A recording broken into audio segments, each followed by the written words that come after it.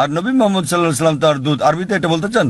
হ্যাঁ স্যার, বেশ, অবশ্যই। আমি আরবিতে বলবো, আপনি আমার সাথে সাথে বলবেন, আর পরে এটার অনুবাদও বলবো। ঠিক আছে।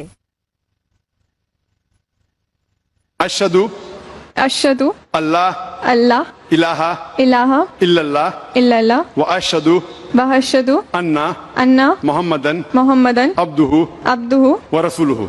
ওয়া রাসূলুহু।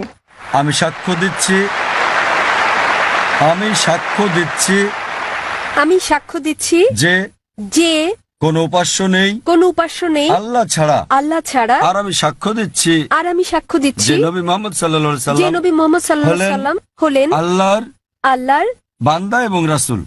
বান্দা এবং রাসূল। মাশাআল্লাহ বোন, ধন্যবাদ। এখন আপনি একজন মুসলিম এবং আমি প্রার্থনা করছি যেন আল্লাহ সুবহানাহু ওয়া তাআলা আপনাকে পথ প্রদর্শন করেন। আর আমি চাই যে ইনশাআল্লাহ সকল ভাই বোনেরা যখনই কেউ ইসলাম গ্রহণ করবেন আপনারা তাকে জ্ঞানের দিক থেকে সাহায্য করবেন, এভাবে আপনারা সমাজ সেবা করতে পারেন। বোন, আপনার কাছে একটা অনুরোধ আমার, যে ইনশাআল্লাহ আপনি কোরআন অনুবাদ সহ পড়বেন, এমনকি যদি আগেও পড়ে থাকেন তবুও, এবং নির্দেশনাগুলো মেনে চলবেন, এবং ইনশাআল্লাহ আপনি তখন আল্লাহর কাছে নিজের ইচ্ছে সমর্পণকারী একজন নিষ্ঠাবান মানুষ হতে পারবেন। আর আমাদের জন্য দোয়া করবেন বোন। কোনো অমুসলিম ভাই আছেন? হ্যাঁ, ঠিক আছে। আমার নাম বালা। এমনিতে আমি একজন সাধারণ ইঞ্জিনিয়ার। আমি নিজেও এটা দৃঢ়ভাবে বিশ্বাস করি যে সমগ্র সৃষ্টি জগতের জন্য একজনই স্রষ্টা থাকা উচিত। কিন্তু আমার প্রশ্নটা হচ্ছে, সৃষ্টি নিজেই, ধরুন যে এই পৃথিবী স্রষ্টা নন, কি নিজে নিজেকে ধ্বংস করতে পারে? স্রষ্টা কি জগতের ধ্বংস সম্বন্ধে কিছু বলেছেন? ভাই একটা প্রশ্ন করলেন যে তিনি একমত স্রষ্টা একজনই এবং এই বিশ্বব্রহ্মাণ্ড সবকিছু তিনি সৃষ্টি করেছেন, এই স্রষ্টা কি নিজে পৃথিবী ধ্বংস করতে পারেন? এর কোন উল্লেখ আছে কি না? আপনি যদি কোরআন পড়েন, যা সৃষ্টিকর্তা আল্লাহ সুবহানাহু ওয়া তাআলার সর্বশেষ চূড়ান্ত বার্তা, এটা বলা আছে যে তিনি এই ব্রহ্মাণ্ড তৈরি করেছেন এবং তিনি একদিন এটা ধ্বংস করে দেবেন, এটা বলা আছে। এবং যখন এটা ধ্বংস করবেন তিনি নতুন আরেকটা সৃষ্টি করবেন। সুতরাং এই জগৎ একটা নির্দিষ্ট সময়ের জন্যই, কিন্তু সর্বশক্তিমান আল্লাহ এই জগৎ ধ্বংস করে দেবেন, যাকে আমরা কিয়ামত বলি, পৃথিবীর অন্তিম পরিণতি। এবং আজকাল বিজ্ঞানীরা বলছেন যে ব্রহ্মাণ্ড একসময় ধ্বংস হয়ে যাবে। অনেক ধরনের তত্ত্ব বিজ্ঞানীরা দিয়ে থাকেন, যেমন ব্ল্যাক হোল বা এই ধরনের বিষয়, কিন্তু অনেকগুলো তত্ত্ব আবার কোরআনের বক্তব্যের সাথে মিলে যায়। যেমন ধরেন, কোরআন বলে যে সূর্য এবং চন্দ্র একসাথে মিলে যাবে, কোরআন বলে যে সমুদ্র ফুলে উঠবে, কোরআন বলে যে নক্ষত্রগুলো ঝরে পড়বে, কোরআন বলে যে সমগ্র সৃষ্টি জগৎ ধ্বংসের মুখে এসে দাঁড়াবে। এবং এই বিষয়ে যা বলা আছে তার অনেকগুলো বিজ্ঞানীদের দেওয়া তত্ত্বের সাথে মিলে যায়। তত্ত্ব কেন? কারণ এগুলো হচ্ছে অনুমান। যেহেতু কোরআন হলো সর্বশেষ এবং চূড়ান্ত কিতাব, আমরা বলছি যে যেভাবে আমাদের সৃষ্টিকর্তা কোরআনে বলেছেন সেভাবে এটা ঘটবে। এই বিশ্ব ব্রহ্মাণ্ড সেভাবেই ধ্বংস হবে। এটা ধ্বংস হওয়ার পর সবকিছু পুনরুত্থিত হবে, আল্লাহ একটা নতুন জগৎ তৈরি করবেন, এবং এটা নির্ভর করবে আমরা পরীক্ষায় কেমন করি তার উপর। আল্লাহ বলেছেন সূরা মুলক অধ্যায় নম্বর 67 আয়াত নম্বর 2, আল্লাযী খালাকাল মাউতা ওয়াল হায়াতা। আল্লাহ সৃষ্টি করেছেন জীবন এবং মৃত্যু, তোমাদের মধ্যে সৎকর্মে কে উত্তম দেখার জন্য। তো ভাই, এটার উল্লেখ ধর্মগ্রন্থে আছে। তো আপনি কি এই স্রষ্টাতে বিশ্বাস করেন? আপনি কি মানেন যে স্রষ্টা একজনই? আমি বিশ্বাস করি না যে, ধরুন আমাদের এই মানব জাতি, কি বিশ্বাস করেন না? মানব জাতির পক্ষে সৃষ্টি মানে সৃষ্টি, অর্থাৎ দুঃখিত, আপনি বলছেন যে মানবজাতি কি এই পৃথিবীকে ধ্বংস করতে পারে। তো ভাই বলছেন যে মানবজাতি এই পৃথিবীকে ধ্বংস করতে পারে। হ্যাঁ, তারা আসলে সেটাই সেটা কি আমি বলতে চাইছি। আপনি মনে করেন মানবজাতি এই সৃষ্টিকে ধ্বংস করতে পারে? হ্যাঁ, ভাই বলছেন যে তিনি মনে করেন মানবজাতি পারে এই সৃষ্টিকে ধ্বংস করতে। তারা চেষ্টা করতে পারে কিন্তু সফলতা পাবে না। তারা চেষ্টা করতে পারে কিন্তু তারা সফল হতে পারবে না। তারা সফল হতে পারে শুধুমাত্র আল্লাহ সুবহানাহু ওয়া তাআলা চাইলেই। এমনিতে আমরা যেটা বুঝি যে বিজ্ঞানীরা বলে থাকেন সৃষ্টি হচ্ছে দুই প্রকারের। একটা হলো একটা কিছু থেকে অন্য আরেকটা কিছু তৈরি করা, যা আমরা মানুষেরা করে থাকি। যেমন একটা গাছ, সেটা আমরা কাটি, কেটে কাঠ বের করি, তারপর চেয়ার টেবিল বানাই। এটা হচ্ছে কোনো কিছু থেকে কোনো কিছু সৃষ্টি, যা করতে পারে মানুষও এবং সর্বশক্তিমান আল্লাহ। কিন্তু অন্য ধরনের সৃষ্টিটা হচ্ছে শূন্য থেকে কোনো কিছু তৈরি করা, যা মানুষ কখনোই করতে পারবে না, শুধু আমাদের ঈশ্বরই করতে পারেন, শুধু আল্লাহই করতে পারেন। তাই আরবিতে খালাকা শব্দের দুটো মানে আছে। একটা মানে হলো কোনো কিছু থেকে আরেকটা কিছু তৈরি করা, এবং খালাকা শব্দের অন্য মানেটা হচ্ছে শূন্য থেকে কিছু তৈরি করা। এবং সর্বশক্তিমান এই চ্যালেঞ্জটাই দিচ্ছেন সূরা তুরে অধ্যায় নম্বর 52 আয়াত নম্বর 35। তোমরা কি শূন্য থেকে কিছু তৈরি করতে পারো? উত্তর হচ্ছে না। একইভাবে আপনি যখন বলছেন যে আপনি ধ্বংস করছেন, আপনি গাছটিকে ধ্বংস করছেন, গাছটি চেয়ার টেবিলে রূপান্তরিত হলো, তো আপনি এটাকে নিশ্চিহ্ন করতে পারছেন না। শক্তি তার রূপ পরিবর্তন করে, বিজ্ঞানীরা তাই বলেন। তাই মানুষ এই ধরনের সৃষ্টি শুধু ঘটাতে পারে। আমরা ইট বানাতে পারি, বাড়ি বানাতে পারি, আবার সেটা ধ্বংস করতে পারি, কিন্তু অন্য কিছু তো রূপ নেবে। শুধু আল্লাহ সুবহানাহু ওয়া তাআলাই শূন্য অবস্থা থেকে অন্য কিছু তৈরি করতে পারেন এবং তিনি সম্পূর্ণভাবে নিশ্চিহ্ন করতে পারেন, যা আমরা পারি না। আপনি চেষ্টা করতে পারেন, বলতে পারেন পারমাণবিক অস্ত্র দিয়ে ধ্বংস করতে পারি, আপনি সম্পূর্ণ ধ্বংস করতে পারবেন না। এটা একেবারে অসম্ভব। এটা শুধুমাত্র আমাদের স্রষ্টা সর্বশক্তিমান আল্লাহ করতে পারেন, আমরা পারি না। এ কারণে পবিত্র কোরআন বলে যে স্রষ্টা এই জগৎ তৈরি করেছেন এবং তিনি এটি ধ্বংস করে আরেকটি নতুন জগৎ তৈরি করবেন। আশা করি উত্তরটা পেয়েছেন। এবারের প্রশ্ন বোনদের দিক থেকে। ওখানে কোনো অমুসলিম বোন আছেন? আসসালামু আলাইকুম। এই প্রশ্নটা আসলে একজন অমুসলিম ভাইয়ের পক্ষ থেকে এসেছে। তার নাম স্বামীনাথন। তিনি তথ্য প্রযুক্তির ওপর ব্যাচেলর ডিগ্রি করেছেন। তার প্রশ্নটি হল, ইসলাম কেন সমালোচনার ব্যাপারে এতটা স্পর্শকাতর, আর কেন সালমান রুশদি বা ইউরোপীয় কার্টুনিস্টকে মৃত্যু পরোয়ানা দেয়া হয়? সহজ ভাষায় বলতে গেলে ফতোয়া। আর একটু ভালোভাবে কি প্রতিক্রিয়া দেখানো সম্ভব নয়? বোন একটা ভালো প্রশ্ন করেছেন একজন অমুসলিম ভাইয়ের পক্ষ থেকে, যে কেন মুসলমানরা সমালোচনার প্রতি এত স্পর্শকাতর। তিনি সালমান রুশদির প্রসঙ্গ এনেছেন। সমালোচনার ব্যাপারে কেন এত সংবেদনশীল? বোন, প্রতিটি মানুষই সংবেদনশীল। আপনি আমাকে একজন মানুষ দেখান যে সংবেদনশীল নয়, কিন্তু তাদের সংবেদনশীলতা বদলাতে থাকে। সংবেদনশীলতা পরিবর্তিত হয়। কিছু নির্দিষ্ট ব্যাপারে আমরা সংবেদনশীল, কিছু ব্যাপারে তা নই। তাই প্রতিটি মানুষের ক্ষেত্রে এটা পরিবর্তিত হয়। যখন মুসলমানদের ব্যাপারে বলতে হয়, আমরা মুসলমান, আমরা আমাদের পালনকর্তা আল্লাহ সুবহানাহু ওয়া তাআলাকে ভালোবাসি এবং আল্লাহ রাসূলকে ভালোবাসি, এবং নবী মুহাম্মদ সাল্লাল্লাহু আলাইহি সাল্লাম বলেছেন যে কোনো মুসলমানই প্রকৃত মুসলমান নয় যতক্ষণ পর্যন্ত সে আল্লাহ এবং তার রাসূলকে নিজের চেয়েও বেশি না ভালোবাসে, আল্লাহ এবং তার রাসূলকে নিজের চেয়েও বেশি ভালো না বাসে। এখন আমরা যদি দেখি যে কিছু মানুষ তাদের সন্তানদের সবচেয়ে বেশি ভালোবাসে।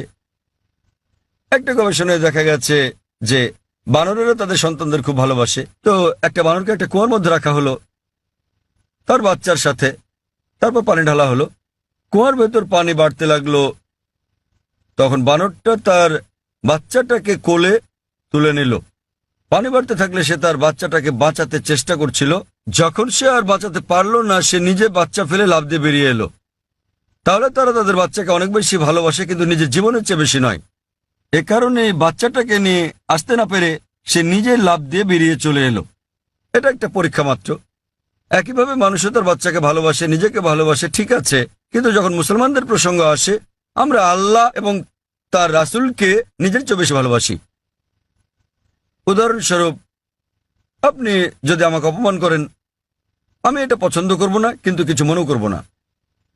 আমি পছন্দ করব না, কিছু মনেও করব না, ঠিক আছে, সমস্যা নেই। কিন্তু আপনি যদি আল্লাহ এবং তার রাসূলকে অবমাননা করেন, আমি বেশি কষ্ট পাব। এটা সংবেদনশীলতা নয়, এটার কারণ হচ্ছে তারা আমার খুব কাছের। সুতরাং মুসলমানদের কাছে আল্লাহ এবং তার রাসূল খুবই ঘনিষ্ঠ, এমনকি আমাদের সন্তানদের চেয়েও ঘনিষ্ঠ, স্ত্রীর চেয়েও ঘনিষ্ঠ, স্বামীর চেয়েও ঘনিষ্ঠ, নিজের জীবনের চেয়েও ঘনিষ্ঠ। তো এ কারণে আমি বলবো যে আপনি একটু অন্যভাবে প্রশ্নটা করতে পারতেন যে কেন মুসলমানরা আল্লাহ এবং তার রাসূলকে এত বেশি ভালোবাসে। আপনি আমাকে একজন মানুষ দেখান, আপনি যদি তাকে অপমান করেন, ঠিক আছে, কিন্তু তার মাকে অপমান করলে সে রেগে যাবে। যদি কারো মাকে নিয়ে বাজে কথা বলেন, সে অবশ্যই রেগে যাবে। তো আমরা আমাদের আল্লাহ এবং রাসূলকে আমাদের মায়ের চেয়ে বেশি ভালোবাসি। এই ব্যাপারগুলোর উপর ভিত্তি করে মুসলমানেরা বোঝাতে চান যে যখন সালমান রুশদি ব্র্যাকেটে একজন তথাকথিত মুসলিম পরিবারে জন্ম, যখন তিনি বই লেখেন, মিথ্যে সমালোচনা করেন শুধু কিছু, বুঝতে পারছেন, কিছু টাকার জন্য, সে কারণে তখন মুসলমানরা তার তীব্র প্রতিবাদ করে। আপনি বলছেন প্রতিবাদ করার আর কোনো ভালো উপায় ছিল কিনা? আমিও মনে করি মুসলমানদের প্রতিবাদের সবগুলো উপায় সঠিক ছিল না।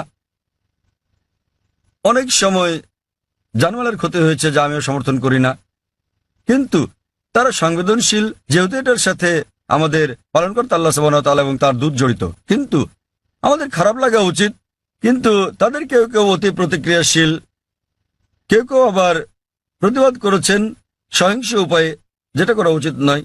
কেউ কেউ শান্তিপূর্ণ করা ঠিক আছে, প্রতিবাদ করা উত্তম।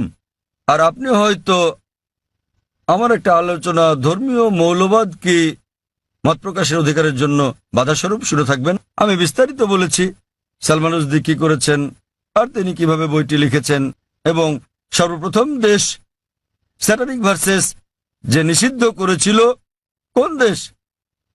ইন্ডিয়া। শ্রী রাজীব গান্ধী সে সময় প্রধানমন্ত্রী,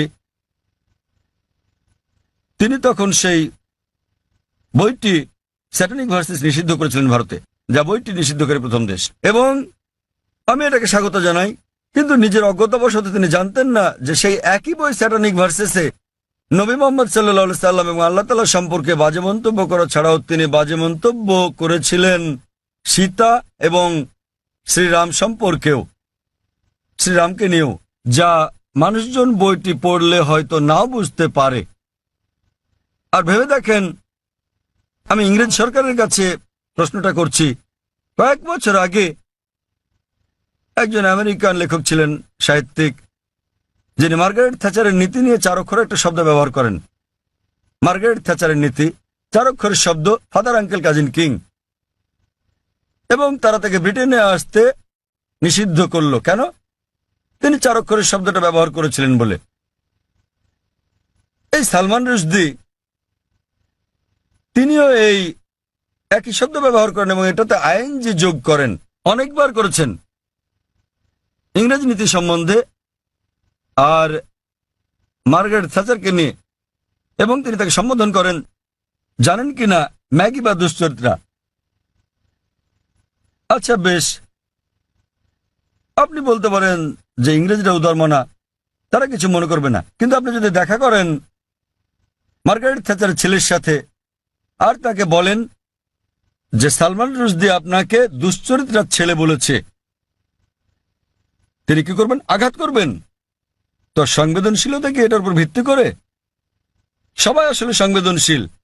আবার মনে করেন এই একই ইংরেজ সরকার, যা কিনা একজন আমেরিকান লেখককে নিষিদ্ধ করেছিল 4 অক্ষরের শব্দের জন্য, সালমান রুশদিকে তারা মেনে নেয়। কেন? কি কারণে? কারণ তিনি নবী মোহাম্মদ সাল্লাল্লাহু আলাইহি ওয়াসাল্লামের অবমাননা করেছেন। তাই যেহেতু নবী মোহাম্মদ সাল্লাল্লাহু আলাইহি ওয়াসাল্লামকে অবমাননা করেছেন, তারা মার্গারেট থ্যাচারকে বলা সে 4 অক্ষরের শব্দটা হজম করে নিয়েছে, কেননা তিনি ইসলামের নবীর অবমাননা করেছেন। তো এভাবেই নীতিগুলো বদলাতে থাকে। আমরা যেটা বুঝি যে ইসলাম ধর্মে মত প্রকাশের স্বাধীনতা আছে, বক্তব্যের স্বাধীনতা আছে, কিন্তু এটা কখনোই সীমা অতিক্রম করবে না, এটা কাউকে কষ্ট দিতে পারবে না, আর এটার পক্ষে প্রমাণ থাকতে হবে। কাউকে আঘাত দিলেও যুক্তিযুক্ত এবং প্রমাণ সাপেক্ষ হলে সেটা ভিন্ন কথা, কিন্তু কুৎসা রটানো যাবে না। কুৎসা রটানো এবং পরনিন্দা করা ইসলামে নিষিদ্ধ। তো এর উপর ভিত্তি করে মুসলমানরা, যেহেতু সালমান রুশদি, যেহেতু সে আমাদের নবী মুহাম্মদ সাল্লাল্লাহু আলাইহি ওয়াসাল্লামকে অবমাননা করেছে এবং কুৎসা রটিয়েছে, এই কারণেই মুসলমানদের খারাপ লেগেছে এবং তারা রাগান্বিত হয়েছে, আর এটা আমি সমর্থন করি। এবং আমরা যদি বিশ্লেষণ করি, অধিকাংশ ধর্মেই ধর্মকে অবমাননা করার শাস্তি খুব কঠিন। আপনি যদি পড়েন বাইবেল, যদি আপনি হিন্দু ধর্মগ্রন্থগুলো পড়েন, কোরআন শরীফ যদি পড়েন, আর এটাকে ধর্মের অবমাননা বলে জানি, এ কারণে মুসলমানরা এত রাগান্বিত। আর আমরা সংবেদনশীল, কারণ এটা এমন একটা কিছুর বিপক্ষে যা আমরা আমাদের জীবনের চেয়ে বেশি ভালোবাসি। আশা করি উত্তরটা পেয়েছেন। হ্যাঁ, আমি কি কোনো অমুসলিম কোনো ভাইয়ের কাছ থেকে কোনো প্রশ্ন নিতে পারি? ওখানে কোনো অমুসলিম ভাই আছেন? ঠিক আছে ভাই, আপনার প্রশ্নটি করুন। আমি নেলসন ম্যান্ডেলা, একজন মেডিকেল এক্সিকিউটিভ হিসেবে কাজ করছি। আমি অনেক জায়গায় লেখা দেখেছি যে শান্তি হলো ইসলাম। এটা ভালো কথা, তা সেটা যে যাই মনে করুক না কেন, অমুসলিমদের মধ্যে, খ্রিস্টান লোকদের মধ্যে, হিন্দু লোকদের মধ্যে একটা ভুল ধারণা আছে যে, এমনকি মুসলমানদের মধ্যে এটা আছে যে মুসলমান হওয়া মানে উদ্ধত। এটা কেন হবে? আবার একজন মানুষ হিসেবে আমি ঈশ্বরে বিশ্বাস করি, একক ঈশ্বরে। এমনকি আমি যিশুও বলি না। আমি কি ঈশ্বরের দূতের উপর বিশ্বাস না রেখেও ইসলাম ধর্মে নিজেকে দীক্ষিত করতে পারি? দয়া করে আগে শুনুন, দূত বা নবীকে না মেনে কি আমি সেটা করতে পারি? এ অবস্থায় আমি যদি নিজেকে ধর্মান্তরিত করি, সবাই আমাকে যে নামে চেনে, নেলসন ম্যান্ডেলা, ধর্মান্তরিত হলেও আমি কি এই নামটা রাখতে পারবো? ভাই দুটো প্রশ্ন করেছেন। ওনার প্রথম প্রশ্নটা হচ্ছে যে কেন অমুসলিমরা ধরে নেয় যে মুসলিমরা, আপনারা জানেন যে তারা ইসলামের অনুসারী, ইসলাম মানে হলো শান্তি, কেন তারা ধরে নেয় যে মুসলিমরা উদ্ধত? ভাই আমি আপনার সঙ্গে একমত যে অধিকাংশ অমুসলিমই মনে করে যে মুসলিমরা উদ্ধত, সহিংস ইত্যাদি। ভাই এর কারণটা হলো মিডিয়া। মিডিয়া মিডিয়া সেভাবেই মুসলিমদেরকে তুলে ধরে। আপনি আজকে দেখেন যে কোনো সন্ত্রাসী হামলা হলেই সাথে সাথে তারা মুসলিমদের দায়ী করে সব সময়, ঠিক বা ঠিক যাই হোক না কেন। ওকলাহোমা বোমা হামলা যুক্তরাষ্ট্রে, যাতে প্রায় 166 জন মানুষ মারা গিয়েছিল, এটা ছিল আমেরিকার মাটিতে সবচেয়ে বড় বোমা হামলা। দিনের পর দিন এটাকে বলা হলো মধ্যপ্রাচ্য ষড়যন্ত্র, এতে মুসলিমরা জড়িত।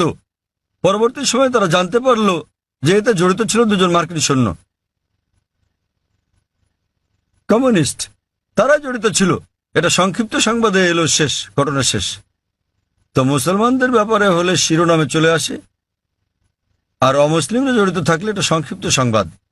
যেমন ভারতীয় সংবাদপত্র আপনি দেখবেন যে একজন 50 বছর বয়স্ক আরব, 50 বছরের বয়সের আরব মুসলিম 19 বছরের এক মেয়েকে বিয়ে করছে। দেখবেন যে অনেক বড় সংবাদ, শিরোনাম। পরের দিন 50 বছর বয়স্ক অমুসলিম 9 বছরের মেয়েকে ধর্ষণ করেছে, এটা আসে সংক্ষিপ্ত সংবাদ। তো মিডিয়া প্রথম পাতায় তুলে ধরে একজন 50 বছরের মুসলমান 19 বছরের মেয়েকে বিয়ে করছে, আর 50 বছর বয়স্ক অমুসলিম 9 বছরের মেয়েকে ধর্ষণ করছে, ছোট করে আসে। তো এই হচ্ছে আমাদের মিডিয়া। তাই আমি লেকচার দিয়েছি মিডিয়া এবং ইসলাম, যুদ্ধ না শান্তি বিষয়ে। এটা ছিল, এই আলোচনাটা আমি প্রায় 1 বছর আগে দিয়েছিলাম বোম্বেতে, মিডিয়া ও ইসলাম, যুদ্ধ না শান্তি, এবং আরো অনেক জায়গায়। আর মিডিয়া কিভাবে কি করে বিস্তারিত বলেছি। ভাই আপনাকে একটা প্রশ্ন করি, আপনি কি আমাকে উদ্ধত মনে করেন? না। মাশাআল্লাহ। আপনি কি মনে করেন এখানে যারা বসে আছেন তারা সবাই উদ্ধত? কেউ কেউ, সরি, কারো কারো মুখ দেখে মনে হয়। না না ভাই, আপনি দেখেন, আপনি অতিথিতে দেখুন আর ভাই, তাদের আপনি চেহারা দেখেন, দেখুন। ঈশ্বর কাউকে যে চেহারা দেন তার জন্য কি তাকে দোষী করা যায়? আমি আপনার মুখ দেখতে পাচ্ছি না, এখান থেকে আপনার মুখ দেখতে পাচ্ছি না, আপনি ওই পর্দা আমার মুখ দেখতে পাচ্ছেন, আমি দেখছি না। খোদা না করুক আপনার চেহারা যদি উদ্ধত হয়, আপনাকে দায়ী করা যাবে? না না। তাই কখনো বলবেন না যে চেহারা উদ্ধত।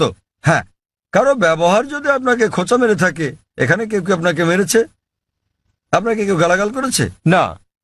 তো ভাই আপনি যদি বলেন চেহারা উদ্ধত, তাহলে আপনাকে আবার ভেবে দেখতে হবে। দেখুন, চেহারা হলো ঈশ্বর প্রদত্ত, তাই কাকে দায়ী করবেন, ঈশ্বরকে না মানুষকে? অথবা নিজেকে দায়ী করতে পারেন যে আপনি মনে করেছেন সে উদ্ধত। আরেকটা ব্যাপার দেখেন ভাই, মনোবিজ্ঞান আছে। মনোবিজ্ঞানে বলা হয় যে, দেখেন আমি একজন মেডিকেল ডাক্তার, মনোবিজ্ঞানে বলা হয়, ধরেন আপনি ভাবছেন যে মিস্টার এ আপনার শত্রু, আপনার মনে হচ্ছে মিস্টার এ আপনার শত্রু, ঠিক আছে? কিন্তু তিনি একজন সাধারণ মানুষ, গড়পড়তা মানুষ। যখনই মিস্টার এ কে দেখছেন, তাকে শত্রু ভাবছেন আপনি, এবং আপনি রেগে যাচ্ছেন, তার দিকে এভাবে তাকাচ্ছেন।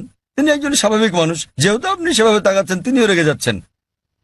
তো যখনই তিনি রাগছেন, হ্যাঁ বলেছিলাম না, দেখলেন আমার দিকে কিভাবে তাকাচ্ছে? প্রথমে তো আপনি তাকিয়েছেন, তিনি একজন সাধারণ মানুষ, যেহেতু আপনি মনে মনে ভেবে নিয়েছেন যে মিস্টার এ আপনার শত্রু, তিনি যখনই আসেন আপনি শত্রুর মতো আচরণ করছেন তার সাথে। তিনি স্বাভাবিক, কিন্তু আপনি তাকে দেখছেন, তার চলাফেরা দেখছেন, রেগে তাকাচ্ছেন। তিনি ভাবছেন এই লোক কেন আমার দিকে রেগে তাকাচ্ছে, তাই তিনিও রেগে যাচ্ছেন। তখন আপনি বলছেন দেখেন আমার দিকে কিভাবে তাকাচ্ছে, কিন্তু শুরু করেছে কি আপনি? তো এই মনস্তাত্ত্বিক মিডিয়া মানুষের মনের মধ্যে মাকড়সার জাল তৈরি করে দিয়েছে। মিডিয়ার ফাঁদ হচ্ছে মুসলমানরা উদ্ধত, সন্ত্রাসী, সহিংস, আপনাকে মেরে ফেলবে। তো আপনি খুব সাবধান হয়ে গেলেন, মানুষের মুখের দিকে তাকাচ্ছেন, হয়তো কেউ সন্ত্রাসীর মতো দেখতে। কারণ যখনই তারা বলছে সন্ত্রাসী, মাথায় টুপি পরিয়ে দিচ্ছে। তো যখনই মাথায় টুপি পরা কাউকে দেখছেন, আপনি ভাবছেন সন্ত্রাসী। তো আসলে এটা হলো মিডিয়া যেভাবে বিষয়টাকে দেখাচ্ছে। তাই টুপির সাথে আমি স্যুট পরি, পশ্চিমা পোশাক এবং ইসলামী পোশাক, আর পাজামা আমার গোড়ালির উপরে, তো আমি এটা মিশ্রণ করি। মিশ্রণ হলো পশ্চিমা সংস্কৃতির, হালাল কিছু আমি নিতে পারি, কিন্তু আমি মাথায় টুপি পরি, তো আসলে এটা হলো মিডিয়া। কিন্তু এমনিতে হ্যাঁ, সমাজে কিছু বিপদগামী লোক থাকতে পারে। আমি বলছি না যে নিজেদের মুসলমান দাবি করা সকল মুসলমানই ভালো লোক, সকল ধার্মিক মুসলমান ভালো, কিন্তু মুসলমান নামধারী সবাই ধার্মিক মুসলমান নাও হতে পারে। ভাই আপনি বলেন তো, ভারতের সবচেয়ে বেশি ভারতীয়কে কারা হত্যা করেছে? কারা? আপনি কি জানেন? না। কাশ্মীর। কাশ্মীর জানেন তো? কাশ্মীর, হ্যাঁ। হ্যাঁ, আপনি কোথায় শুনেছেন? মিডিয়ায়। একদম ঠিক, কাশ্মীর। কিছু হলে কাশ্মীরি মুসলমান জিহাদি, ঠিক তো? ভাই আপনি কি জানেন ভারতের সবচেয়ে বেশি লোকদের কারা হত্যা করেছে? হয়তো কাশ্মীরিরা, তাই তো? না, আপনার কি মনে হয়, আপনি কি মনে করেন হয়তো তারাই? হয়তো। হয়তো, ঠিক আছে, এটা একদম অবাস্তব কথা। আপনি কি জানেন আসামে কতজন লোককে হত্যা করা হচ্ছে? উলফা, উলফার নাম শুনেছেন হয়তো? হয়তো সংক্ষিপ্ত সংবাদে, তাই তো? সংক্ষিপ্ত শিরোনামে নয়। উলফা হচ্ছে একটা হিন্দু সন্ত্রাসী সংগঠন। তাদের প্রধান উদ্দেশ্য হলো মুসলিমদের হত্যা করা। তারা কাশ্মীরি বিদ্রোহীদের চেয়েও বেশি হামলা করে থাকে, কিন্তু সংবাদে খুব কমই তাদের শোনা যায়। আপনি কি মাওবাদীদের জানেন? মাওবাদীরা তারা ভারতের ৬৬টি জেলার মধ্যে থেকে পুলিশের ভাষ্যমতে ১৫০টিরও বেশি জেলা দখল করে আছে। তাদের কাছে ভারতীয় সেনাবাহিনীর চেয়ে আধুনিক অস্ত্র আর গোলাবারুদ বেশি আছে। তাদের কাছে রকেট লঞ্চারও আছে। আপনি কি জানেন আধা কিলোমিটার দূর থেকেও তারা পুলিশ ফাঁড়ি ধ্বংস করে দেয়? এগুলো সংবাদে ছোট করে আসে। হ্যাঁ স্যার। তারা ভারতের জন্য কাশ্মীরিদের চেয়েও বড় বিপদ। কাশ্মীরিরা শুধু কাশ্মীরেই গোলাগুলি করে। সেটা ঠিক না বেঠিক পরে আলোচনা করব।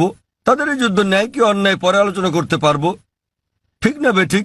কিন্তু তারা স্থানীয় আর মাওবাদীরা পুরো দেশ কব্জা করছে, এবং সরকার মাওবাদীদের চেয়ে কাশ্মীরিদের নিয়ন্ত্রণ করতে বেশি টাকা খরচ করছে। আমাদের বুঝতে হবে যে এই হচ্ছে মিডিয়া। এটা মূলত মিডিয়াই।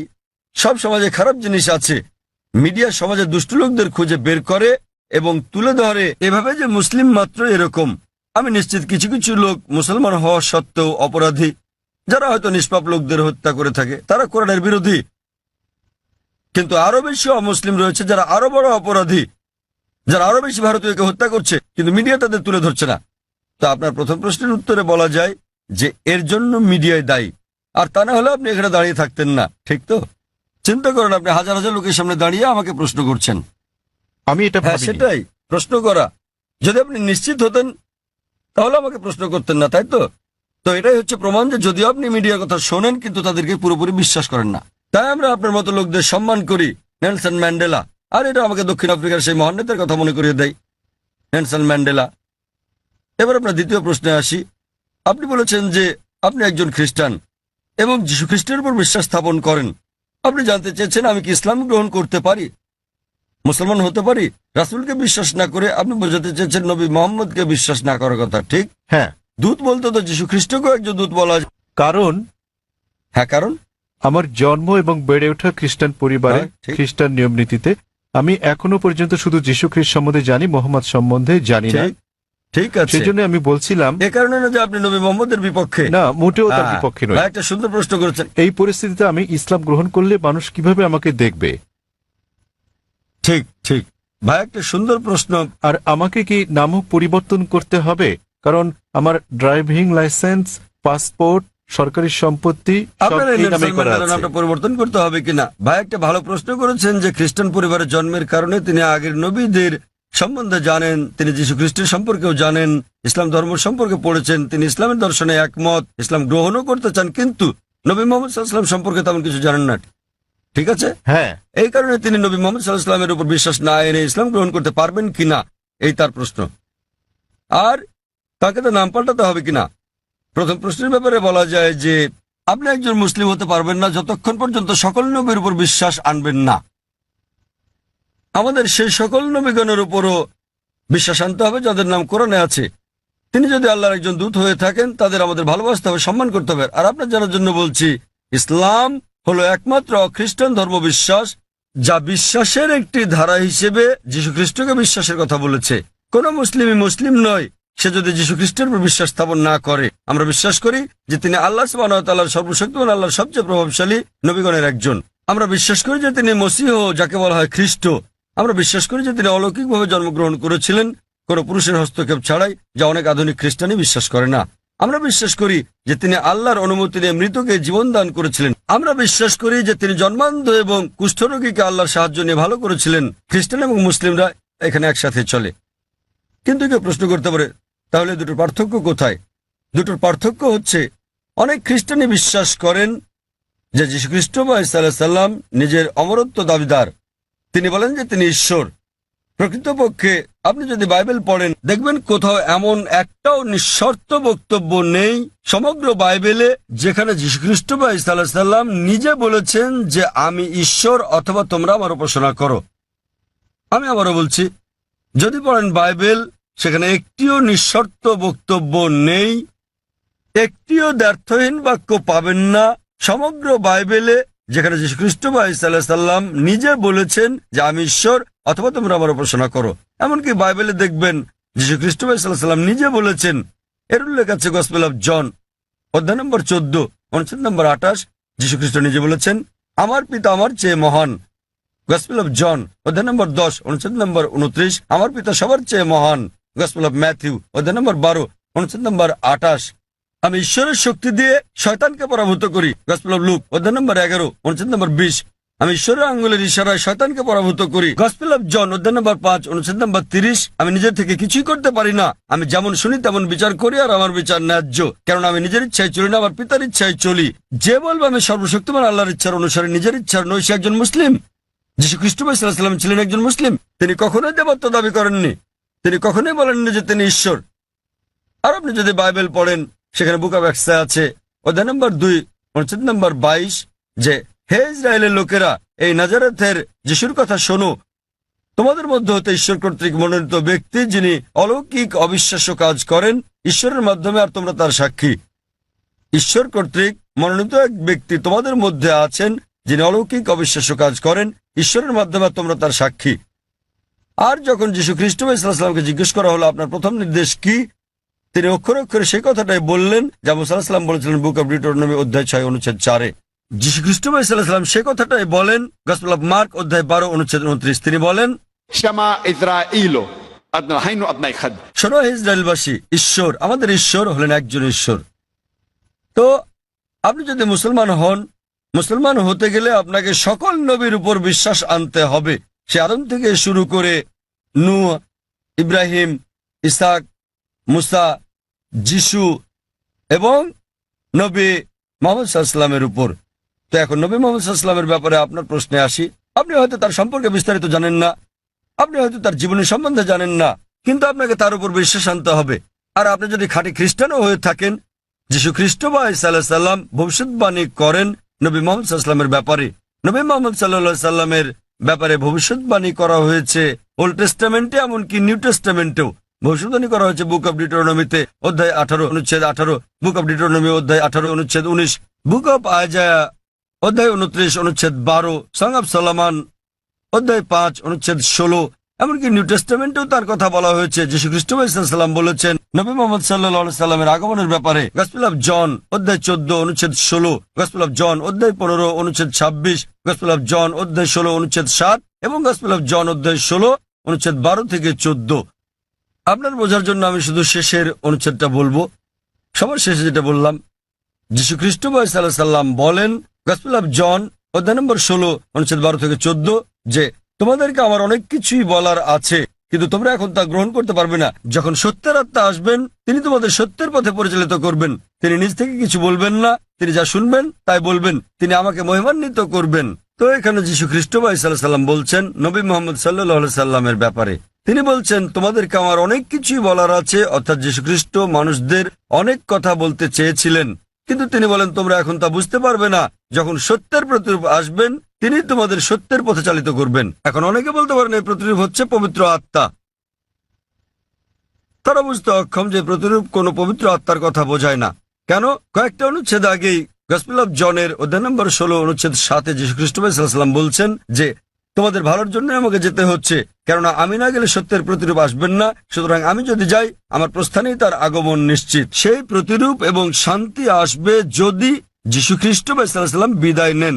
যীশুখ্রিস্ট এই পৃথিবীতে আসার অনেক আগে থেকে এই প্রতিরূপ এখানে ছিলেন। তিনি এখানে ছিলেন যখন যীশুখ্রিস্ট জন্মগ্রহণ করেন, তিনি তখনও ছিলেন যখন তাকে দীক্ষা দেওয়া হয়। তো এই প্রতিরূপ এবং শান্তির দূত কোন পবিত্র আত্মাকে বোঝায় না, এটা সর্বশেষ এবং চূড়ান্ত নবী মুহাম্মদ সাল্লাল্লাহু সাল্লামের কথা বোঝায়।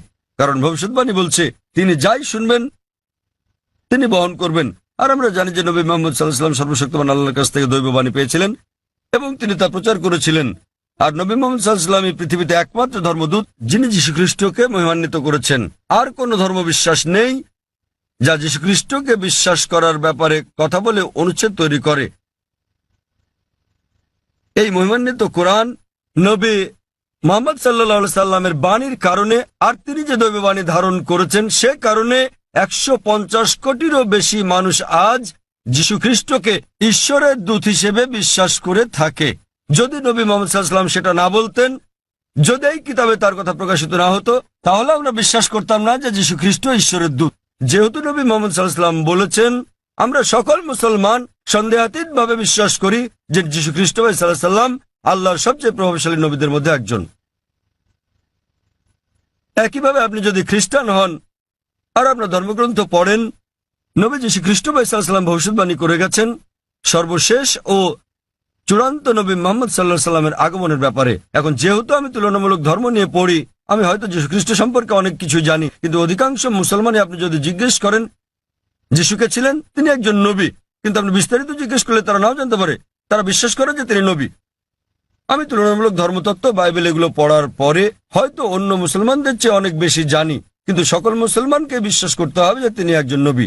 একইভাবে একজন মুসলমান হওয়ার জন্য আপনাকে অন্তত এটা মেনে নিতে হবে যে নবী মুহাম্মদ সাল্লাল্লাহু আলাইহি সাল্লাম নবী মুহাম্মদ আল্লাহর দূত। যদি না মানেন তাহলে হতে পারবেন না, কারণ তিনি সর্বশেষ ও চূড়ান্ত নবী। আপনি হয়তো তার সম্বন্ধে বিস্তারিত জানেন না, কিন্তু আপনাকে বিশ্বাস করতে হবে তিনি একজন নবী। এবার আপনার শেষ প্রশ্নে আসি যে যদি আপনি ইসলাম গ্রহণ করেন, আপনাকে নাম পরিবর্তন করতে হবে কিনা। যদি আপনার নামের সাথে শিরক জড়িত থাকে, অর্থাৎ আল্লাহর সাথে অন্য কাউকে শরিক করা, তখনই আপনার নাম পরিবর্তন করাটা আবশ্যিক হবে। আর না হলে আপনার নাম পরিবর্তন করাটা আবশ্যিক নয়, এটা ঐচ্ছিক। আপনি চাইলে এটা করতে পারেন, না চাইলে দরকার নেই। তবু মুসলমান হতে গেলে নাম পরিবর্তন করাটা জরুরি নয়। আপনার বিশ্বাস পরিবর্তন করতে হবে।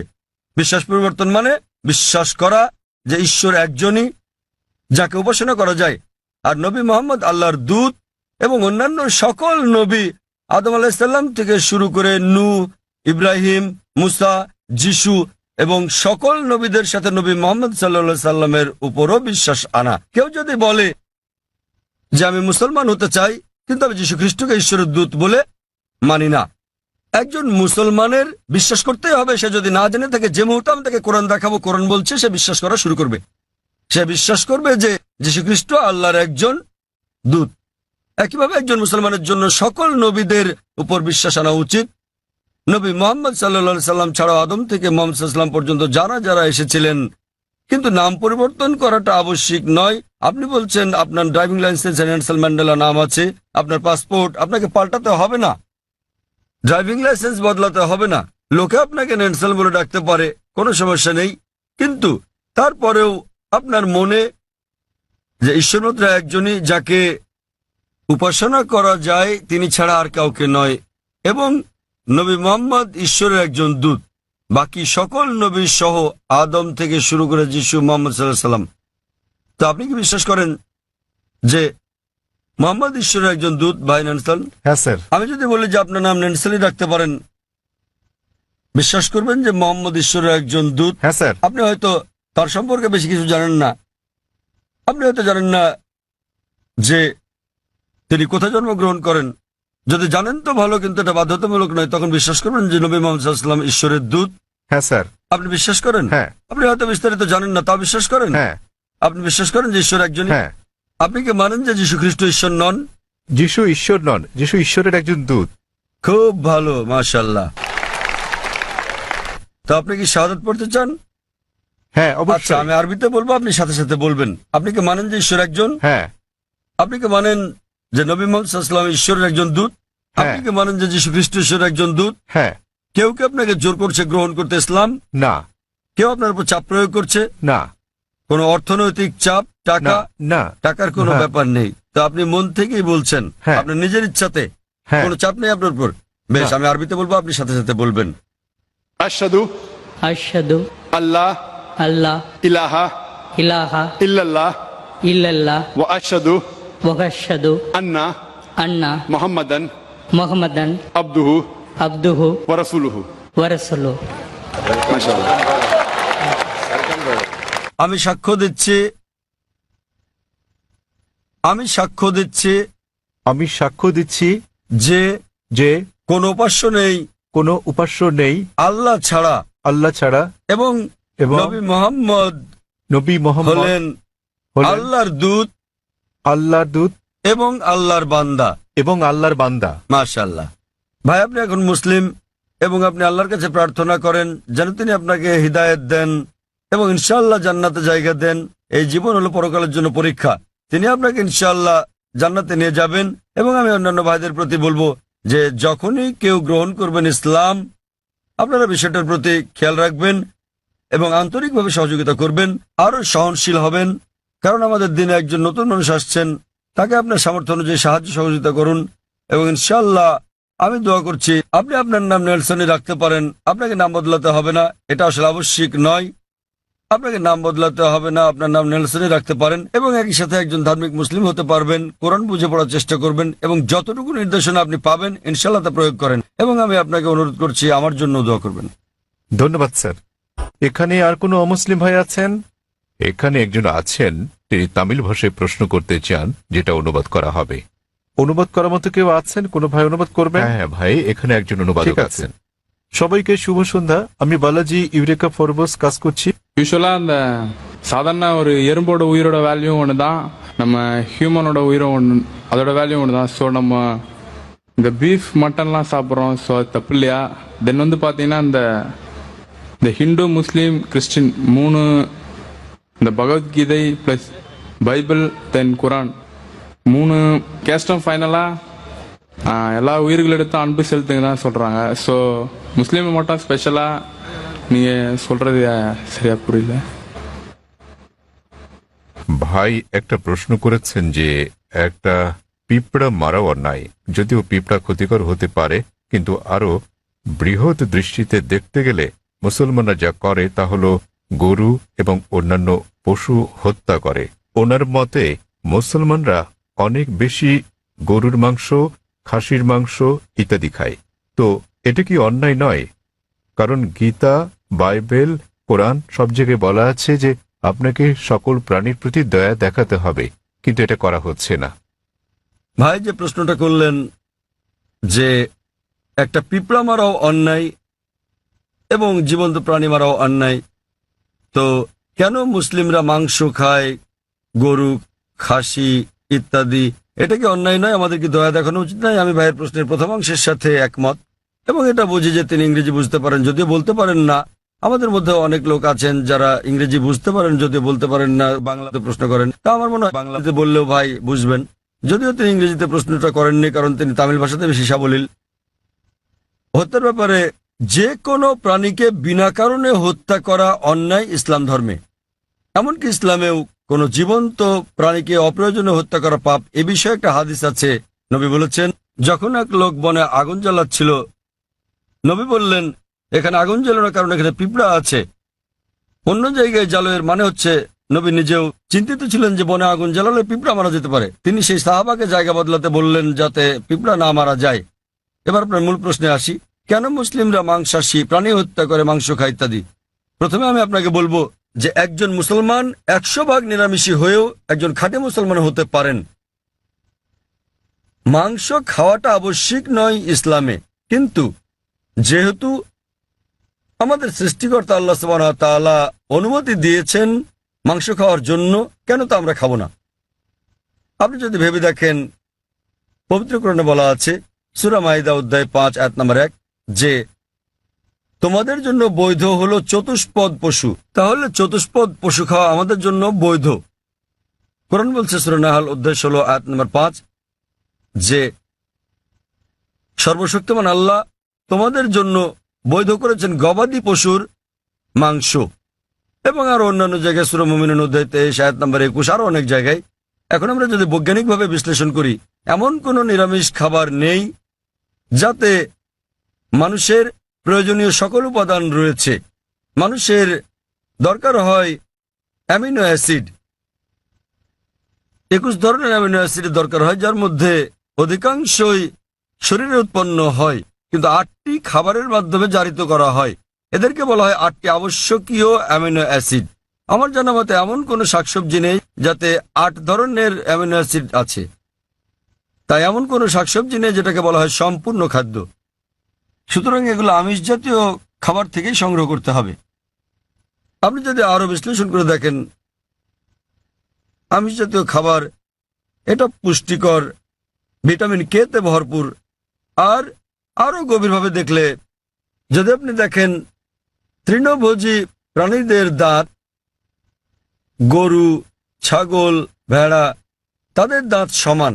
তারা শুধু শাকসবজি খায়, শুধু ঘাস খেতে পারে, মাংস খেতে পারে না।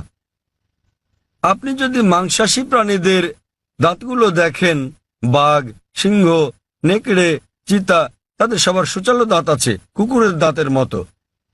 এই প্রাণীদেরকে বলা হয় মাংসাশী প্রাণী। তারা শুধু মাংস খায়, তারা শাকসবজি খায় না। আপনি যদি মানুষের দাঁতগুলো ভালো করে দেখেন, আয়নার সামনে গিয়ে, মানুষের আছে সমান দাঁত, আবার সুচালো দাঁতও আছে। যদি সর্বশক্তিমান ঈশ্বর চাইতেন যে আমরা শুধু শাকসবজি খাবো, তাহলে কেন তিনি আমাদের এই সুচালো দাঁত দিলেন? কেউ বলতে পারেন কেন? কারণ সর্বশক্তিমান ঈশ্বর চান যে আমরা দুটোই খাই, মাংসও খাই, শাকসবজিও খাই। মাংস, তিনি যদি চাইতেন যে আমরা শুধু শাকসবজি খাবো, তাহলে তিনি কেন সুচালো দাঁত দিলেন? আবার আপনি যদি মানুষের পরিপাকতন্ত্রটাকে বিশ্লেষণ করে দেখেন, এটা উভয় খাদ্যই হজম করতে পারে, সবজি এবং আমিষ জাতীয় খাবার। তৃণভোজী প্রাণীদের পরিপাকতন্ত্র, গরু, ছাগল, ভেড়া, এরা শুধু শাকসবজি জাতীয় খাবারই হজম করতে পারে, মাংস হজম করতে পারে না। আবার মাংসাশী প্রাণীদের পরিপাকতন্ত্র দেখেন, সিংহ, বাঘ, নেকড়ে শুধু মাংসই হজম করতে পারে, শাকসবজি হজম করতে পারে না। কিন্তু মানুষের পরিপাকতন্ত্রে আছে ক্ষুদ্রান্ত্র এবং বৃহদান্ত্র, এটা উভয় খাদ্য হজম করতে পারে, সবজি আবার আমিষ জাতীয় খাবার, মাংস জাতীয় খাবার। সর্বশক্তিমান ঈশ্বর যদি চাইতেন আমরা খাঁটি নিরামিষী হই, কেন তিনি আমাদের এমন পরিপাকতন্ত্র দিলেন যা উভয় খাদ্য হজম করতে পারে? কিন্তু এটাই স্বাভাবিক। তো আপনি ভেবে দেখেন যে সর্বশক্তিমান ঈশ্বর মানুষকে এমন ভাবে সৃষ্টি করেছেন যেন তারা সবজিও খেতে পারে, আবার মাংসও খেতে পারে, নিরামিষ এবং আমিষও। আর অনেক লোকেরই ভুল ধারণা একটা আছে যে অধিকাংশ ধর্মই আমিষ জাতীয় খাবার খেতে নিষেধ করেছে। আবার হিন্দুদের অনেকেই একটা ভুল ধারণার শিকার। তারা মনে করেন যে হিন্দুত্ববাদ আমিষ জাতীয় খাদ্য খাওয়া নিষেধ করে থাকে। আসলে আপনি যদি হিন্দু ধর্মগ্রন্থগুলো পড়েন, যদি পড়েন মনুস্মৃতি অধ্যায় নম্বর 5 অনুচ্ছেদ 30, এতে আছে ঈশ্বর কিছু প্রাণীকে সৃষ্টি করেছেন খাওয়ার জন্য আর কিছু প্রাণীকে খাদ্য হওয়ার জন্য। তাই যারা খাবার হিসেবে তৈরি প্রাণী খেয়ে থাকেন তারা কোনো পাপ করছেন না। আবার মনুস্মৃতিতে উল্লেখ আছে অধ্যায় নম্বর 5 অনুচ্ছেদ 39, সর্বশক্তিমান ঈশ্বর প্রাণীদের সৃষ্টি করেছেন উৎসর্গ করার জন্য। তাই যদি এই প্রাণীদেরকে খেয়ে থাকেন কোনো পাপ করছেন না। মনুস্মৃতি অধ্যায় 5 অনুচ্ছেদ 41 আছে যে উৎসর্গের প্রাণীদেরকে হত্যা করা কোনো পাপ নয়। হিন্দু ধর্মের গ্রন্থগুলোতে এরকম অনেক উক্তি আছে যেখানে আমিষ জাতীয় খাবার খাওয়ার কথা বলা হয়েছে। আপনি যদি পড়েন মহাভারত অনুশাসন পর্ব অধ্যায় 88, যুধিষ্ঠির, যিনি পাণ্ডব ভাইদের মধ্যে সবার বড়, তিনি ভীষ্মকে জিজ্ঞেস করলেন যে যজ্ঞতে অর্থাৎ পূজাতে আমরা কি উৎসর্গ করতে পারি যাতে আমাদের পূর্বপুরুষেরা সন্তুষ্ট হবেন। ভীষ্ম উত্তর দিলেন যে যজ্ঞতে, পূজাতে তুমি যদি লতাপাতা গাছপালা দাও তাহলে আমাদের পূর্বপুরুষেরা 1 মাসের জন্য সন্তুষ্ট হবেন। যদি মাছ দাও তাহলে সন্তুষ্ট থাকবেন 2 মাসের জন্য। তুমি যদি তাদের মাংস দাও 3 মাস, যদি খরগোশ দাও তাহলে 4 মাস, যদি ছাগল দাও তো 5 মাস, যদি শূকর দাও 6 মাস, আর যদি হরিণ দাও তাহলে 6 মাস, যদি পাখি দাও 7 মাস। আর এভাবে তালিকাটা বড় হতে থাকে। এরপর বলা আছে যে একটা ষাঁড় যজ্ঞতে দিলে 11 মাস, একটা গরু জবাই করলে পূর্বপুরুষেরা পুরো 1 বছরের জন্য সন্তুষ্ট থাকবেন। আর তুমি যদি একটা গন্ডার উৎসর্গ করো, আমাদের পূর্বপুরুষেরা সর্বদাই সন্তুষ্ট থাকবেন। মহাভারতে এই পুরো মেনুটাই দেওয়া আছে। তা যদি বেদ এবং অন্য হিন্দু ধর্মগ্রন্থগুলো পড়েন, তাদের ঋষি এবং ধর্মযাজকেরা আমিষ খেয়েছেন, এমনকি গরুর মাংস। কিন্তু অনেক হিন্দুকেই আপনি বলতে শুনবেন যে আমিষ খাওয়া নিষিদ্ধ, কারণ তারা অহিংস আন্দোলনের দ্বারা প্রভাবিত হয়েছেন। আপনারা জানেন জৈন এবং আরো যারা এই অহিংসতে বিশ্বাস করেন, তারা বলেন যে জীবিত প্রাণী হত্যা করা নিষিদ্ধ, তাই পশু হত্যা এটা পাপ। আমি এর সাথে একমত যে কোনো প্রাণীকে হত্যা করা বিনা প্রয়োজনে করলে পাপ। কিন্তু আপনি যদি বলেন যে জীবিত প্রাণী হত্যা করা মাত্রই পাপ, তাহলে আমি বলি যে এই যে গাছপালাগুলো আছে এদেরও জীবন আছে। আগে আমরা জানতাম না যে উদ্ভিদের জীবন আছে, তাই তারা বলতো যে গাছ কাটা ঠিক আছে। আজকে আমরা জানি যে এমনকি গাছেরও প্রাণ আছে। তখন তাদের যুক্তি পাল্টে বলে, জাকির ভাই গাছের প্রাণ আছে ঠিকই, কিন্তু গাছ ব্যথা অনুভব করে না, তাই গাছকে হত্যা করা সবজি খাওয়া আমিষ বা মাংস খাওয়ার তুলনায় অনেক কম অন্যায়। এখন বিজ্ঞানের উন্নতিতে আমরা জানি যে এমনকি গাছেরাও ব্যথা অনুভব করে, কিন্তু তারা যখন কাঁদে আমরা গাছের কান্না শুনতে পারি না, কারণ আমরা প্রতি সেকেন্ডে মাত্র 20 থেকে 20,000 কম্পন তরঙ্গের শব্দই শুধু শুনতে পাই। এর চেয়ে কম বা বেশি আমরা শুনতে পারি না। তাহলে দেখা যাচ্ছে যে গাছেরাও কাঁদে, কিন্তু আমরা গাছের কান্না শুনতে পারি না। গাছে ব্যথা অনুভব করে, বিজ্ঞান আমাদের বলছে। তখন যুক্তি পাল্টে যে হ্যাঁ হ্যাঁ ভাই জাকির, আমরা বুঝলাম যে গাছেরও প্রাণ আছে, তাদেরও ব্যথা লাগে, কিন্তু ব্যাপারটা হলো যে গাছের 2-3টা ইন্দ্রিয় আছে, প্রাণীদের আছে 5টা ইন্দ্রিয়, তাই প্রাণী হত্যা করা আরো বড় পাপ। তর্কের খাতিরে যদি কথাটা মেনেও নেই যে গাছের 2টো ইন্দ্রিয় 3টি ইন্দ্রিয় আছে, প্রাণীদের আছে 5টি ইন্দ্রিয়, আর সে কারণে প্রাণী হত্যা করা বেশি অন্যায়, তো তাদের কাছে আমার প্রশ্ন যে ধরেন একজন লোক, তার এক ভাই আছে যে হচ্ছে মুখ আর বধির, শুনতেও পারে না, বলতেও পারে না। এখন কেউ যদি তাকে গিয়ে মেরে ফেলে, ধরেন আপনার নিজেরই ভাই যে মুখ ও বধির, কথা বলতে পারে না, শুনতেও পারে না, এখন কেউ যদি তাকে হত্যা করে, আপনি কি বিচারকের কাছে গিয়ে বলবেন যে হুজুর হত্যাকারীকে কম শাস্তি দিন, কারণ আমার ভাইয়ের 2টো ইন্দ্রিয় কম ছিল, সে বলতে পারতো না, শুনতে পারতো না? আপনি কি তাই বলবেন? আপনি বলবেন যে হুজুর হত্যাকারীকে দ্বিগুণ শাস্তি দিন, কারণ আমার ভাই ছিল একজন নিষ্পাপ মাসুম, সে বলতে পারতো না, শুনতেও পারতো না। তো ইসলামে এরকম কোনো বিধান নেই যে কম ইন্দ্রিয় থাকলে কম শাস্তি পাবেন বা বেশি ইন্দ্রিয় থাকলে বেশি শাস্তি পাবেন। কোরআন বলছে যে তোমাদের যে সকল উত্তম জিনিস দেওয়া হয়েছে তোমরা তা ভক্ষণ করো যে পর্যন্ত সেটা বৈধ এবং হালাল অনুমতি আছে। তো ইসলামে পশু জবাইয়ের অনুমতি আছে শুধুমাত্র খাওয়ার উদ্দেশ্যে, বিনা কারণে শিকার করার জন্য, খেলার জন্য এটা নিষিদ্ধ। যেমন বনে আগুন জ্বালালে পিঁপড়া মারা যাবে, তাই নবী বলেছেন এটা করো না। তো যে কোনো জীবিত প্রাণী হত্যা করা নিষিদ্ধ, যদি না এটা খাওয়ার মাধ্যমে জীবন ধারণের জন্য হয়ে থাকে, আর যদি এটা সেই সব অনুমোদিত প্রাণীদের মধ্যে হয়ে থাকে যেগুলোকে আল্লাহ বৈধ করেছেন। যেভাবে মনুস্মৃতিতে বলা আছে, ঈশ্বর কিছু প্রাণীকে করেছেন খাদ্য আর কিছুকে খাদক। যদি আপনি খাওয়ার জন্য প্রাণী হত্যা করেন তাহলে কোনো পাপ করছেন না, আর না হলে এমনিতে আপনি যদি বুঝতে পারেন যদি অমুসলিমরা আমিষ জাতীয় খাবার নাও খায়, আমার তাতে কোনো রকম সমস্যা নেই। কারণ যদি ভারতের প্রত্যেক অমুসলিমই আমিষ খাওয়া শুরু করেন তাহলে গরু ছাগলের মাংসের দাম বেড়ে যাবে। তাই অমুসলিমরা আমিষ না খেলে আমার কিছু যায় আসে না। কিন্তু কেউ যদি অভিযোগ করেন যে প্রাণী হত্যা অন্যায়, সেজন্য আমি উত্তরটা দিচ্ছি। আর না হলে ইসলামে আপনি একজন নিরামিষ ভোজী হয়েও উত্তম মুসলমান হতে পারেন, কিন্তু যেহেতু আল্লাহ অনুমতি দিয়েছেন আমিষ খাওয়াতে কোনো রকম সমস্যা নেই, যদি এটা অনুমোদিত প্রাণীর মধ্যে হয়ে থাকে। আশা করি উত্তরটা পেয়েছেন। আমরা এটা শেষ প্রশ্ন হিসেবে নেব জাকির ভাই। অমুসলিম বোন, হ্যাঁ আপনি আপনার প্রশ্নটি করুন। அல்லாவால எல்லாம் ஒரு நொடியில செய்ய முடியும், கடவுளால எல்லாம் படைக்க முடியும் அப்படின்னும் போது மக்களை படைக்கிறதுக்கு மட்டும் ஏன் 6 நாள் ஆனது? உலகத்தை படைக்கவும் மக்களை படைக்கிறதுக்கும் 6 நாள் ஆனது சொல்றாங்க. அதனால அது என்னன்னு தெரிஞ்சுக்கணும். আসসালামু আলাইকুম ভাই, তার প্রশ্নটি হলো যদি সর্বশক্তিমান আল্লাহ যে কোনো কিছুই তৈরি করতে পারেন, কেন তার সমস্ত পৃথিবী তৈরি করতে 6 দিন লাগলো? বোন প্রশ্ন করলেন যে আল্লাহ যদি যে কোনো কিছু সৃষ্টি করতে পারেন তাহলে কেন 6 দিন সময় নিলেন। বোন, আল্লাহ যদি চাইতেন একদিনে সৃষ্টি করতে পারতেন, তখন আপনি বলতেন যে কেন একদিনে তৈরি করেছেন, 6 দিনে কেন নয়? কারণ আল্লাহ 6 দিনে এটা বানাতে চেয়েছেন।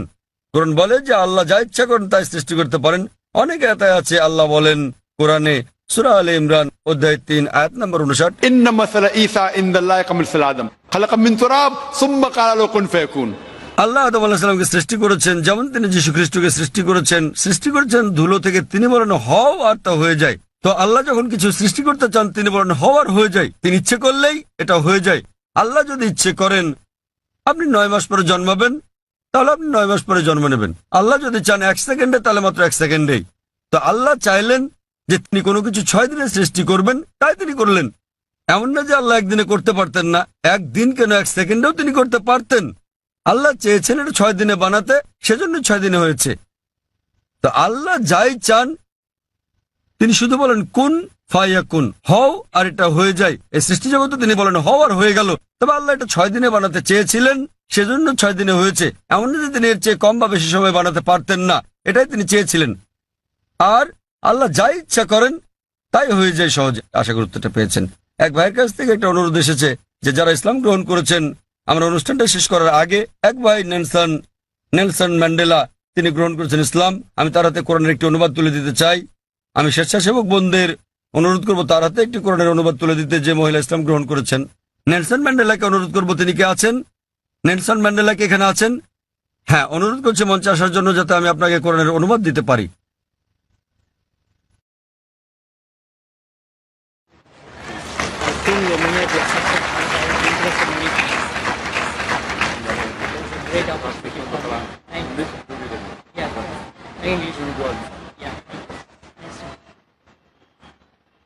আমি আরো অনুরোধ করছি, কয়েকজন বোন ইসলাম গ্রহণ করেছেন। আমি চাইবো যে আমাদের মহিলা স্বেচ্ছাসেবকেরা কোরআনের অনুবাদ তাদের হাতে একটি করে তুলে দেবেন। ওয়া আখিরু দাওয়ানা আলহামদুলিল্লাহি রাব্বিল আলামিন।